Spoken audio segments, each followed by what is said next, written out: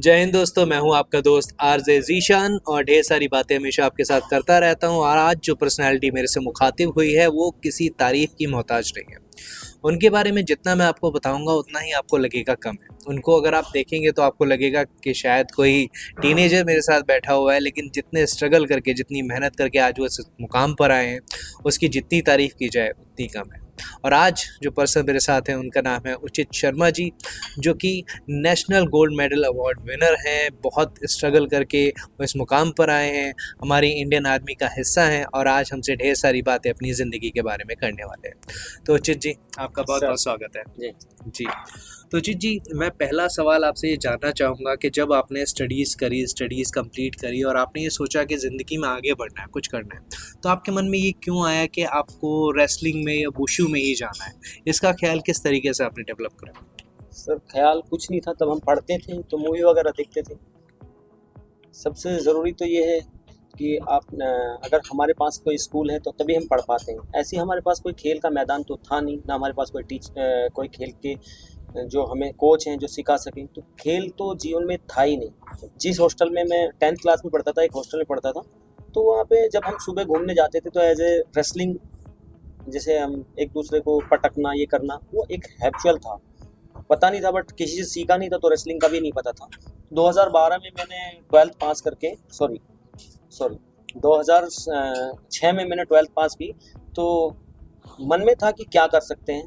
घर वालों ने बोला कि भाई कुछ ऐसा करना है कि मतलब मैं थोड़ा सा मैकेनिकल दिमाग था, तो उन्होंने बोला कंप्यूटर हार्डवेयर नेटवर्किंग करना है। तो मैं वहाँ पे गया। इंग्लिश टू इंग्लिश थोड़ा पढ़ाया जाता था, तो मैं यूपी बोर्ड से पढ़ा हुआ था, तो मुझे इतना समझ में नहीं आता था। तो मैं पिछले 6 महीने लगातार क्लास गया। तो मैंने अपने जो वहाँ पे टीचर्स थे उनसे पूछा कि सर आप तो इतना अच्छा जानते हो, इतना अच्छा पढ़ाते हो, आपका जो पेमेंट है वो कितना मिलता है यहाँ पे? तो उन्होंने मुझे बताया, अबुलैन पे हमारा एक संस्था था, उन्होंने बताया कि 5,000 रुपये मिलते हैं। तो 2005 में 2007 में तो मैं बैठ के सोचने लगा, जब इनको 5,000 मिल रहे हैं यार, मुझे कितने मिलेंगे? तो मैं उस टाइम में आया और हमारा एक बस अड्डा था, उसके पास में मैं बैठा। वहाँ पे स्टेडियम था, तो स्टेडियम में बैठा, स्टेडियम बच्चों को खेलते हुए देखा, तो मैंने सोचा यार मैं भी खेल सकता हूँ। फिर मैंने हमारे जो दादा थे वो ये बोलते थे कि यार कुछ भी करना, खेती करो, पढ़ाओ, कुछ भी करो, जिस चीज़ में तुम सबसे बेस्ट हो वही करना, क्योंकि जो मिडिल क्लास है उनको उनकी पूछ नहीं है। जी, ठीक है, तो जो बेस्ट हो। तो मैंने उनको भागते हुए देखा, रेसलिंग देखी, क्योंकि रेसलिंग मुझे लाइक थी कि मैं लड़ना है। तो मैं उस दिन रेसलिंग हॉल में गया, रेसलिंग की, तो बहुत ज़्यादा थक गया, तो स्पीड बहुत थी। तो 3-4 दिन मैं रेसलिंग करने गया। फिर वहाँ पे एक मार्शल आर्ट का कंपटीशन हो रहा था। मार्शल आर्ट का कंपटीशन हो रहा था, ऐसे ही मैंने अजय देवगन की बहुत सारी मूवी देखी थी, चल के मारता है वो तो उसको देखते हुए मैं उस रिंग में उतर गया। मैंने 1-2 घुटना और नी मारा, तो मैं जीत गया। तो सब ने बोला यार तेरे अंदर स्पीड बहुत है, तू मार्शल आर्ट कर, यहाँ पे वुशु गेम चलता है। जी, तो मैंने 2007 में मैंने ज्वाइन किया। और सर मेरी जर्नी, मैं 10 रुपये लेके आता था, 3-4 किलोमीटर पैदल आता था, और जीवन में एक ही टाइम प्रैक्टिस करता था। और सब बोलते थे कि यार इतने इतने साल, घर वालों को बिल्कुल भी नहीं बताया था कि मैं क्या कर रहा हूँ। सबको पता था कि मैं पढ़ने जा रहा हूँ। जी, बस मुझे जिद थी कि यार मुझे कुछ करना है। मैं 2 बजे घर से आ जाता था, 8 बजे 7 बजे घर जाता था। ये पता था कि इसमें किक, पंच, थ्रो तीनों चीज़ है। जी, तो मैं ये सोच रहा था कि इसमें जीता कैसे जाएगा, क्योंकि रेसलिंग में जब हम गन्ने की ट्रॉली भरते हैं, तो मैं जब छोटा था, घर में फादर टीचर थे, मैं खेत में जो एक पूरी ट्रॉली जमा देता था। मुझे वेट उठाने की ट्रेनिंग का अच्छा पता था। जी, हाँ, तो मैंने 2007 में तो कंपटीशन हुआ नहीं, अक्टूबर नवंबर में ज्वाइन किया था। 2008 में कंपटीशन खेला। तो दुर्भाग्य ये था कि मेरी उम्र थी, मैं डायरेक्ट ही सीनियर खेल रहा था। जी। तो मैं अपने आप को तो प्रूव 2007 में आप कह रहे हैं सीनियर खेल रहे नहीं, थे? 2007 में मैंने खेल ज्वाइन किया। जी। 2008 में जनवरी फरवरी में मैंने कंपटीशन अटेंड किया। ओ, हाँ, तो मैं एज ए सीनियर कैटेगरी था, तो न्यू है, तो ऐसा तो जिसको 10-10 5-5 साल हो जाते हैं खेल में, तो आगे ही वही बढ़ते हैं, यही पता था। तो ऐसे कंपटीशन हो रहा था, तो मैं कोच के साथ में यहाँ मेरठ में एक स्टेडियम में, मेरठ में गोल्डन स्कूल में ही कंपटीशन हो रहा था। तो मैं कोच के साथ गया। तो जिस कोच से मैं सीखता, मतलब इसमें तावलू सांसू 2 होते हैं, तो वो तावलू के कोच थे, फाइट के नहीं थे। तो मैं कोच के साथ गया, मैं उनसे बोलने लगा सर मैं भी खेल सकता हूँ, मेरा मेडल आ सकता है, मेरी भी नौकरी लग सकती है। तो वो बोलने लगे यार अगर बचपन से करता तो मेडल आ सकता है, ऐसे नहीं आ सकता। अच्छा, मेरा मन को, मैंने यार मुझे कुछ करना है। मेरे मन को वहाँ पे थोड़ा सा मैं रुका और मैंने सोचा कि यार कुछ करना है। तो मैं थोड़ा मेडिटेशन, मैं इन चीज़ों पे बहुत ध्यान करता था कि भाई मैं सोचता, पॉजिटिव चीज़ें बहुत सोचता हूँ। मैंने यही बोल दिया कि मुझे कुछ करना है। तो मैं पहला कंपटीशन खेला, तो मैंने एक मूवी देखी थी चांदनी चौक टू चाइना। तो उसमें एक चीज़ बोलते हैं जो वो चीज़ हमेशा लड़ाई में, क्योंकि लड़ाई का गेम है, तो मैंने वो चीज़ सीखी थी कि जो मूव तुमने बचपन से, वो तो मसल मेमोरी जो चीज़ बन गई हो, जो मूव तुमने बचपन से की हो वही युद्ध में आप करना, जो तुमने थोड़े बहुत दिन की हो उसको नहीं करना। मतलब 1,00,000 बार जो की होगी 1,000 बार करने वाली चीज़ कामयाब नहीं है, 1,00,000 बार जो की होगी वही काम आएगी। तो बचपन से हमने वेट उठाया था, कोई कितनी भी अच्छी किक मारे, पंच मारे, में उठा के पटकना है, गार्ड रखना है, पटकना है। मैंने पहले स्टेट खेला, स्टेट में गोल्ड, स्टेट गेम्स खेला, स्टेट में गोल्ड। पहले वेट कट जाते थे, मैंने एक नेशनल मेडलिस्ट को हराया और मैंने नेशनल के लिए प्रतिभाग किया 2008 के नवंबर में, और मैंने नेशनल में गोल्ड मेडल और बेस्ट प्लेयर लिया। उस टाइम मेरा पेपर में फोटो छपा, मैं छोटे छोटे बाल थे, गजनी लुक, आमिर खान की तरह लगता है, बहुत ज़्यादा पेपर में लगा। घर वालों को पता चला कि यार ये तो खिलाड़ी बन गया। सरकार ने 1,00,000 रुपए दिए, तो उस टाइम सबको पता चला कि मैं खेलता हूँ जी। तो वहाँ से थोड़ा प्रोत्साहन मिला, पैसे मिलने लगे। इंटरनेशनल के लिए मेरा वीज़ा कैंसिल हो गया कनाडा में, वहाँ भी फिर मतलब बहुत सारी चीज़ें ऐसी हुई। 2013 में आर्मी ज्वाइन की, उस बीच में मेरे इंजरी भी आई सर, लगातार 4 गोल्ड हो गए, टूर कोई भी नहीं था, मैं इंटरनेशनल लेवल पे नहीं खेल पा रहा था। आज तो अगर ब्रॉन्ज मेडल आए तो इंटरनेशनल खेल लेते हैं, बट 3-4 गोल्ड अर्जित करने के बाद इंटरनेशनल नहीं खेल पाया। फिर भी मुझे दुख नहीं था, क्योंकि इतना मुझे पता नहीं था कि इंटरनेशनल होता क्या है। मुझे खेल में मजा आ रहा था। इंजरी होगी, लिगामेंट टूट गई, थोड़ी पार्सलिटी होगी, तो फिर मैंने आर्मी ज्वाइन की। जिस टीम में जो मेरे साथ प्लेयर थे वे सारे के सारे ही नेशनल, मैं एज ए सीनियर होने के नाते उनको एक ही चीज़ सिखाता था कि हार्ड वर्क। मैं 800 मीटर की रोलिंग कर देता था और 2-2 घंटे हम स्टेयर कर देते थे। आज भी मेरे अंदर पैरों में इतनी स्ट्रेंथ है कि अगर मेरा पैर कोई पकड़ लेता तो शायद ही इस वेट कैटेगरी में उठा पाता है। तो 2015 में वर्ल्ड चैंपियनशिप खेली, वर्ल्ड चैंपियनशिप में सिल्वर मेडल अर्जित किया। फाइनल फाइट, पहला इंडिया का प्लेयर ऐसा था जो फाइनल फाइट खेल रहा था और ईरान चाइना सबको हराने के बाद फिलीपींस से 3 राउंड में हार गया। अच्छा। और फिर दोबारा मैं वर्ल्ड कप गया, फिर भी 3 राउंड में हारा। 2 राउंड 3, अगर एक जीत जाओगे एक हार जाओगे, तीसरा राउंड होता है, अगर दोनों हार गए तो हार जाओगे आप। तो मैंने बहुत सारे डिस्कस किए, क्योंकि हम किसी चीज़ के हम इंडिविजुअल प्रैक्टिस नहीं कर पाते थे, किसी चीज़ के अधीन थे। हम पहले आर्मी में थे, वहाँ कोच थे, इंडिया टीम में थे, वहाँ कोच थे। मैं बोलता था कि यार मुझे एक चीज़ पे वर्क कराओ तो मैं जीत पाऊँगा, परंतु ऐसा नहीं हुआ। चीज़ें चलती रही, उसके बाद में साउथ एशियन गेम्स में गोल्ड हुआ। बहुत सारी चीज़, जितने भी कंपटीशन खेले मैंने, लगातार 7-8 साल चैंपियन रहा। आर्मी सर्विसेज को ट्रॉफी दिलाई, सबको सहयोग करके एक संगठित टीम को लेके चले। हर जगह पॉजिटिव वेव, बहुत सारी पार्सलिटी हुई, जैसे अर्जुन अवार्ड के लिए हमारा ना करा के किसी और का करा। अगर 14 मेडल मैंने अर्जित किए हैं, अगर मेरी 2019-20 के अंदर मेरे इतने सारे पॉइंट थे, शायद किसी के थे नहीं। फिर कोरोना आ गया, फिर गवर्नमेंट ने एक नियम बना दिया कि अगर तुम्हारा 1 साल का गैप हो गया, 2 साल का, तो पीछे का ख़त्म है। तो इतनी सारी दुविधाएं, खिलाड़ी के साथ इतनी सारा बॉदरेशन होता है। वेट को मेंटेन करना, मैं कई दिन भूखे रहता था। मेरे 2009 में भी वही वेट खेलता था, आज 2000 इसमें भी वेट खेल रहा हूँ जी। तो 20 साल एक वेट को मेंटेन करना। और फिर अभी शादी है, मेरी मैडम भी पुलिस में दरोगा है और काफ़ी दबंग है।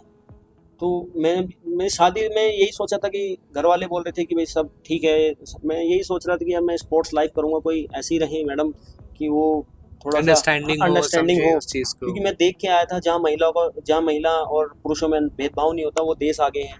तो मैं अपने घर में भेदभाव नहीं करूँगा तो मेरा घर भी आगे रहेगा। तो आज वो जो चौकी इंचार्ज हैं बहुत सारी चीज़ों को समझ रही हैं। 2023-24 में मैं मेरठ आ गया था, यहाँ पे अटैचमेंट हूँ। अभी जो प्रोफेशनल और एमेच्योर में दोनों खेल रहा हूँ। 2008 में भी गोल्ड था और 2023-24 में भी गोल्ड था। एक अकेला खिलाड़ी ऐसा हूँ, इतनी लंबी जर्नी करने के बाद मैंने इतने सारे नेशनल में गोल्ड अर्जित किए और इंटरनेशनल में 14 मेडल अर्जित किए। मैं टॉप्स में था, 50,000 रुपये गवर्नमेंट हर महीने देती थी।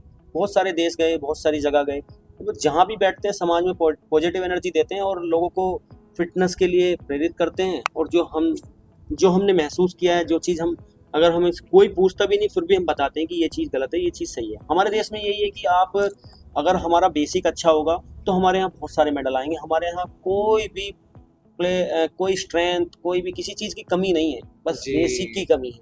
हमने पंच ऐसे किया और ऐसे किया, बहुत सारी चीज़ों में अंतर है सर। हम जीत तो पा रहे हैं यहाँ पे, बट वहाँ पे क्यों नहीं जीत पा रहे? अगर मैंने पंच यहाँ से किया तो रेंज ज़्यादा है, यहाँ से किया तो रेंज कम है। जी, यही बेसिक है। बिल्कुल सही बात बता रहे हैं। देखिए जब तक बेसिक क्लियर नहीं होगा, जब तक आप आधार जो है, आपकी नींव जो है उसे स्ट्रॉन्ग नहीं करेंगे, तो डेफ़िनेटली आगे नहीं बढ़ पाएँगे और वो बहुत ज़्यादा ज़रूरी है। सर जैसे आपने बताया कि कहीं न कहीं चांदनी चौक टू चाइना आपने देखी, देखिए, तो अक्षय कुमार को अपना एक आप आदर्श मानते हैं कि कहीं न कहीं जीत के नहीं लिए वो मैं भी जो भी जुड़े हुए हैं आपके साथ? जी सर, नहीं आदर्श किसी भी चीज़ से अगर हमें देख के पॉजिटिव एनर्जी मिलती है, मैं उसे आदर्श ही मानता हूँ। जी, जी, उस जी।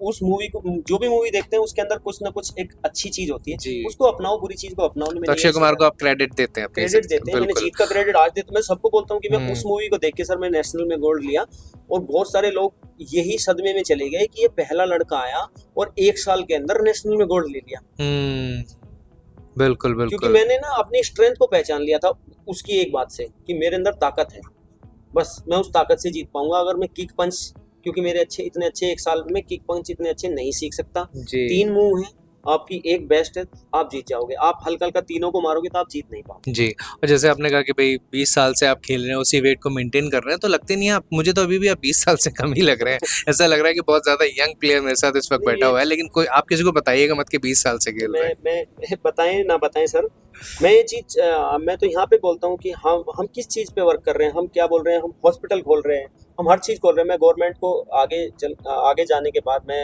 एज़ ए स्पोर्ट्स लाइफ से जुड़ता हूँ। मैं एक ही चीज़ बताता हूँ कि यार इस पॉल्यूशन पे काम कीजिए हुँ, और अच्छा लोगों को हेल्थ के लिए जागरूक कीजिए। आप क्या है, आप कहीं भी घूमने के लिए निकलिए, आपके पास कोई भी घूमने की जगह है? आप नहीं हुँ। आप सड़क पे चल रहे हो, इतना सारा प्रदूषण हो रहा है और आप अच्छे होने की बजाय आप बीमार हो रहे हो। जी, जी, जी। आप हॉस्पिटल खोलिए, परंतु आप अगर सिंथेटिक ट्रैक 2-4 जगह पार्क वार्क अच्छे बनाओगे तो लोग घूम पाएंगे। जी, जी, जगह ही जी, नहीं जी। बची बिल्कुल, बिल्कुल। कि फैक्ट्री लगा रहे हो, सब कुछ कर रहे हो, सब चीज़ कर रहे हो, मगर लोगों की हेल्थ के लिए आप 100 साल का आदमी चाइना जापान में दौड़ रहा है सिंथेटिक ट्रैक पे, हुँ, 5-5 किलोमीटर में सिंथेटिक है। हम क्या कर रहे हैं? बिल्कुल, हम बिल्कुल। सड़क पे ना धुआं खा रहे हैं, धूल खा रहे हैं, हम बीमार पड़ रहे हैं। हम अपने घरों में देख रहे हैं, हमारे घरों में सुबह शाम पेन किलर यूज हो रही है। ये नहीं हुँ। पता हार्ट के पेशेंट 60 साल का आदमी चला जा रहा है। बिल्कुल, अपनी बहुत हेल्थ सही के बातें लिए हैं। देखिए prevention is always better than cure. आप बाद में बीमार पड़े, डॉक्टर के पास जाएँ, उससे बेटर है कि आप पहले ही उनके उपचार करिए, उसके बारे में सोचिए। और जब ट्रैक की बात हो गई है, तो मैं आपको बता दूँ कि उचित जी के नाम पर उनके गाँव में सड़क भी है।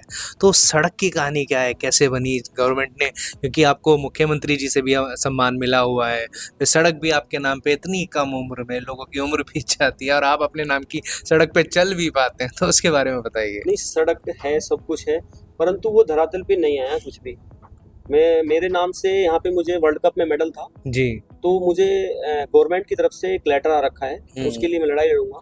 कई जगह जो world cup, Asian games, Olympic में मेडल आए थे, तो उन्होंने फॉर्म भरे थे, उनको जगह मिली थी एकेडमी खोलने के लिए, जी। परंतु वो यहाँ पे हमारे डीएम साहब या कोई भी अधिकारी होते हैं, तो वो खिलाड़ी को ना एक सिस्टम हो गया है कि आप है ना, चाहे आप खिलाड़ी हो ना हो, लाइमलाइट में हो ना आप, किसी भी मीडिया ने आपको उछाल दिया, कुछ भी कर दिया, हम तो फौजी हैं, हम इतना नहीं अपने आप को उछाल पाएंगे, सीधी बात ये है। तो आपको पे ध्यान दिया जाएगा। आप सिंपल तरीके से आप जाओ, आप बता दो किसी को मैं वर्ल्ड चैंपियन हूँ और मैं जो सूबेदार मेजर हूँ, आपकी कोई वैल्यू नहीं है। हमारे यहाँ के डीएम साहब जो अच्छे आए, उन्होंने कागज आगे बढ़ाए, सब चीज़ की। फिर कोई नया डीएम आया, उसने ये बोल दिया कि भाई आपको यहाँ पे स्टेडियम बना दिया गया है, आप स्पोर्ट्स यूनिवर्सिटी जाइए, आप वहाँ अपना हॉल बना दीजिए।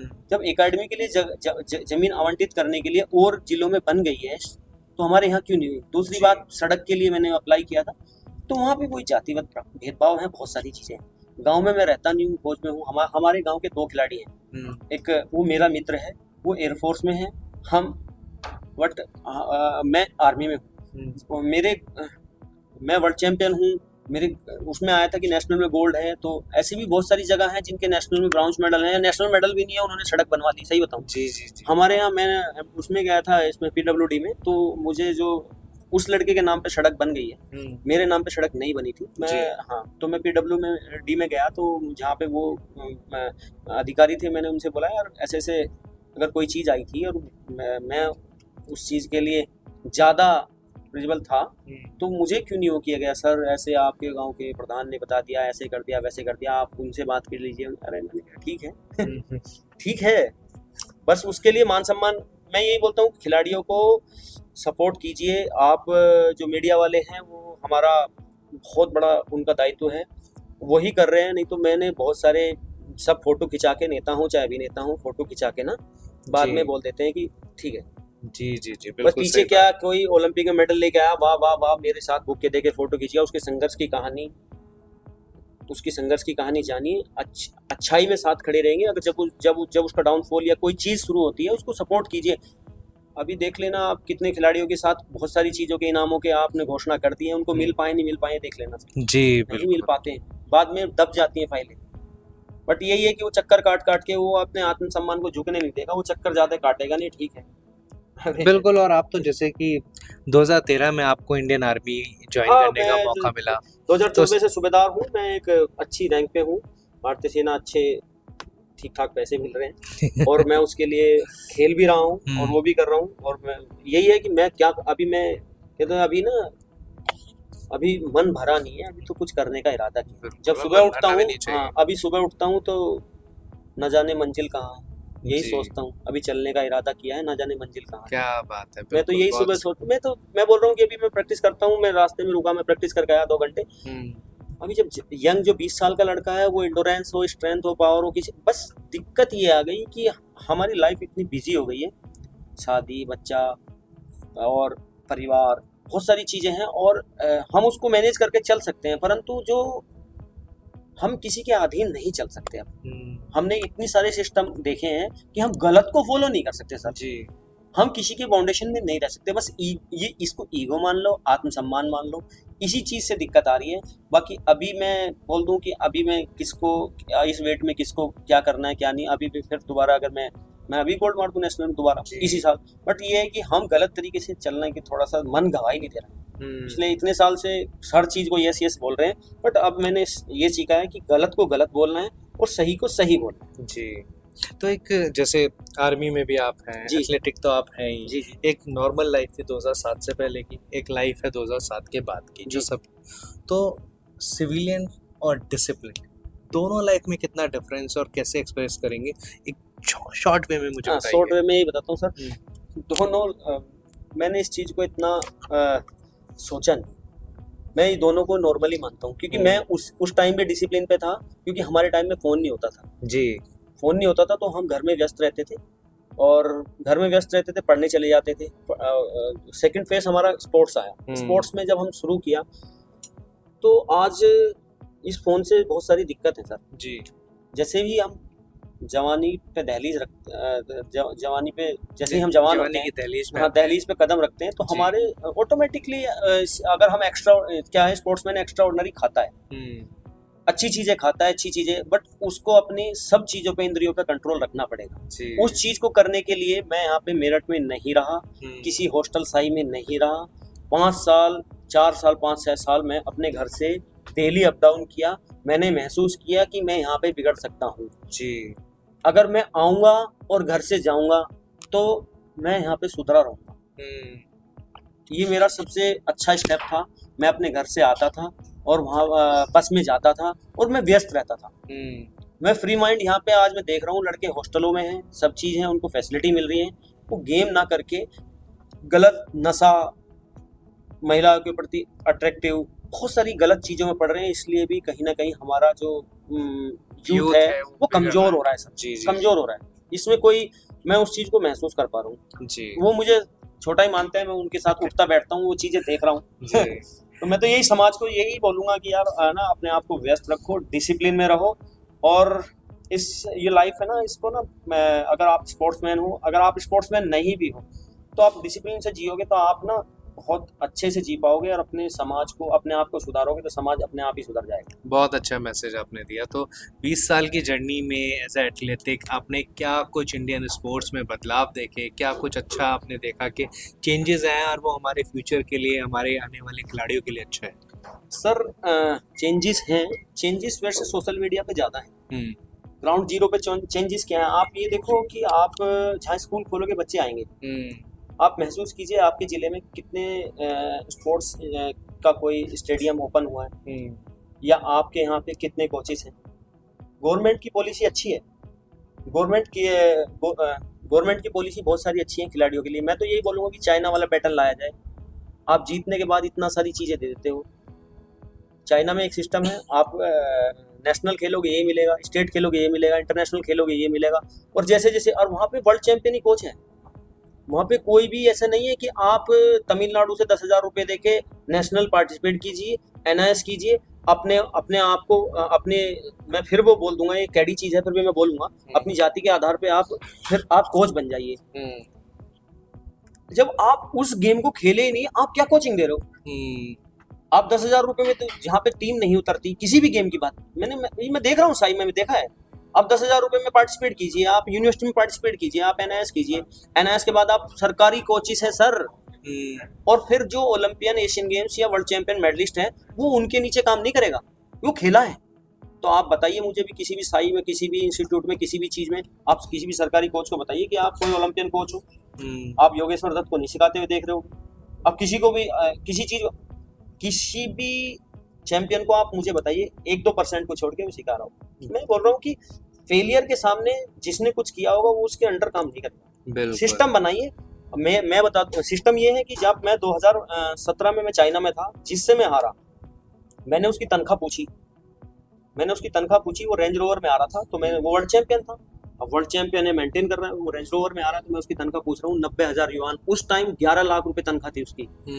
और मैंने अपनी तनख्वाह, मैं सेकंड था, वर्ल्ड चैंपियन में सेकंड था, तो मैंने भी सोचा कि यार चलो अच्छा है, मेरी भी उस टाइम 60,000 रुपये तनख्वाह थी। महसूस किया कि फर्स्ट को 11 लाख, सेकंड को 60,000। आप काबिलियत के हिसाब से ना उसको अनुदान कीजिए। आप काबिलियत के हिसाब से, आप आज देखिए, आप अच्छे डॉक्टर के पास जाओगे जिसने पूरी जिंदगी अपनी डॉक्टरी में पूरी जिंदगी लगा दी, और वो बड़ी बड़ी डिग्री लेके आया, उसकी फीस है 2,000 रुपये, तो अपने ज्ञान की तो ले रहा है वो जी। तो आप पैसे मत दीजिए, कुछ भी मत दीजिए, मगर सम्मान दीजिए आप जी। आप A ग्रेड कोच रख रहे हो, कुछ भी रख रहे हो, आप सम्मान से रखिए ना। आपको बेसिक तैयार करना है तो इस चीज पे आपको काम करना ही पड़ेगा। और दूसरी बात, स्टेटों में जो जितने भी हमारे यहाँ स्टेट हैं और डिस्ट्रिक्ट हैं, डिस्ट्रिक्ट स्टेडियम में है, तो भाई कोचों का भी सम्मान कीजिए। कोचों को जब तक कोचों को पैसे नहीं मिलेंगे वो सिखाएंगे जी। जहाँ माहौल नहीं होगा वहां से प्लेयर नहीं निकलेंगे। सरकारी स्टेडियमों में कोचेस होंगे तो प्लेयर निकलेंगे।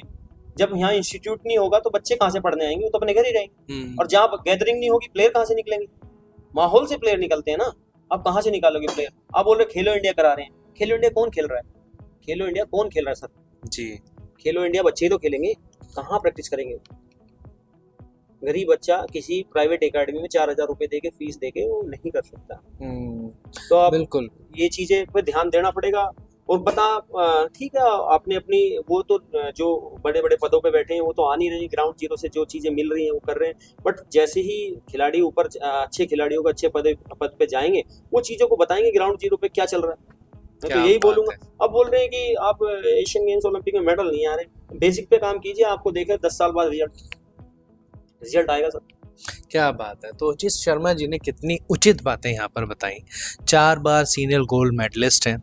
अपने शुरुआती दौर में जब उन्होंने खेलना शुरू करा, जब ही पहली ही सीनियर चैंपियनशिप खेली, लोग नॉर्मली जूनियर से शुरू करते हैं फिर आगे बढ़ते हैं, लेकिन उनके कोचेज़ ने उनके अंदर उत्साह देखा, उन्होंने इस चीज़ को आगे सराहा, एक डिसिप्लिन अपने अंदर पैदा करा, अपने आप को बहकने नहीं दिया, आगे बढ़ते रहे, काम करते रहे, मुख्यमंत्री जी से भी सम्मान पाया, बाहर देशों में खेलने भी गए, 40 से ज़्यादा देशों में इंटरनेशनल लेवल पे खेल चुके हैं। आज हमारी इंडियन आर्मी में है, हमारा गौरव है, हमारा सम्मान है, हमारे देश का नाम ऊंचा कर रहे हैं। तो उचित जी, इतना कीमती समय आपने दिया, इतना सब कुछ हमें बताया, उसके लिए बहुत बहुत धन्यवाद आपका। ऐसे ही आप लोग अच्छा कर रहे हैं सर, लोगों को जागरूक कीजिए, क्योंकि मोबाइल पे लोग रील देख रहे हैं, सब कुछ देख रहे हैं, मगर अच्छी चीज़ें देखेंगे तो उनके यहाँ पे तब्दीली ज़रूर होगी। अच्छे रहिए, स्वस्थ रहिए। मैं एक मैसेज छोटा सा और देना चाहता हूँ, जो मैं चीज़ देख रहा हूँ सर,